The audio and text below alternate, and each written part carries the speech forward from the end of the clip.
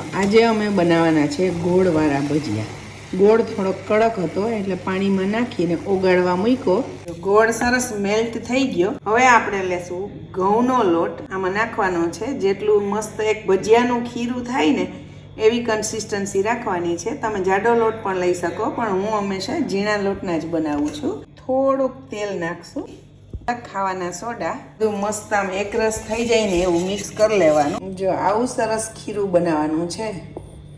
બહુ પતલુંય નહીં, અતિશય જાડુંય નહીં, ભજીયા સરસ ઉતરે એવું. કઢાઈમાં તેલ ગરમ કરવા મૂકી દીધું છે. મીડિયમ ગરમ થશે એટલે ભજીયા તળવાના ચાલુ કરીએ. તેલ ગરમ થઈ ગયું છે. ફટાફટ આમાં ભજીયા ઉતારવા માંડશું. આવી રીતે મસ્ત નાના નાના નાના નાના ભજીયા. આ કેમ કે આમાં સોડા નાખેલું હોય ને એટલે થોડાક મોટા તો થવાના જ છે. ફૂલશે આ. થોડીક જ વારમાં તરત આપણે એને પલટી નાખશું. હવે એક ચમચો કે એવું કંઈ પણ લઈને તો આવી રીતે અલગ પાડી અને વચ્ચે વચ્ચે આમ હલાવતું રહેવાનું. આમાં ગોળ નાખેલ છે. એકને એક જગ્યાએ ફ્રાય થશે ને તો એ પાઈ બની જાય અને કડક બની જાય. એટલે સોફ્ટ રાખવા માટે થોડી થોડી વારે આવી રીતે હલાવતું રહેવાનું અને મસ્ત ગોલ્ડન બ્રાઉન થાય ને ત્યાં સુધી ફ્રાય કરવાનું.